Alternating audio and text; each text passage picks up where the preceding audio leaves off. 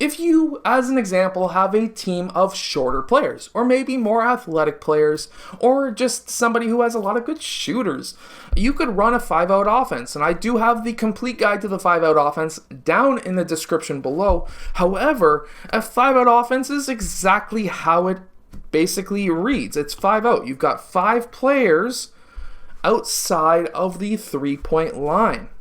And basically, there's 3 simple offenses that you can run. There is the pass and the screen away, where now player 4 would then fill this spot, and player 1 could either fill this spot, or he could roll towards the basket, which would then give player 5 2 different options to pass to. Player 3 would then fill that spot. Player 1 would then continue out and fill player 3's spot. And of course, that's a very simple option on a 5-out. And of course, you could also pass and screen for the player you passed to, which would mean that player 4 uses player 5 as a screen and player 5 rolls towards the basket. And in which case, we would have then player 3 filling up top, player 1 filling player 3's spot, and player 5, of course, popping out to the 3-point line if he wasn't open for the layup. There's also the pass and cut, where of course you would pass to a player.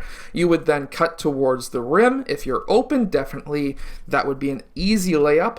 But then we would have player 3 fill, player 1 fill, player 5 fill, player 4 fill out, and of course we are still in our 5-out offense. Now, this is a very simple offense to run. If you've got pretty much any team possible, you could literally run this offense against both a man-to-man and a zone offense. Now, more and more younger teams are oddly enough playing against zone defenses, which is a pain in the butt. And basically, in a zone defense, the defense is going to be guarding an area of the court and not a specific player. There's some very easy ways to beat a zone. So, in theory, the 2 top players are going to be double teaming player 1. Player 3 and 4 should be popping up a bit higher. There's a very easy way to beat a 2-3 or a 3-2. It doesn't matter. It doesn't matter what type of zone it is. There's easy ways to be able to beat this, and that is just to throw somebody in the high post, which would then bring up player 5. Both 2 and 4 would be able to cut towards the rim, and of course, whoever is open, pass them the ball for the layup. It's a very simple concept to run. Now, you don't have to run a 5-out. It just seems to be the most easiest offense to run with any age. And even the NBA teams are running 5-out offenses as well. So you could grab some actual simple screens from the NBA and just say, do that. As an example is this.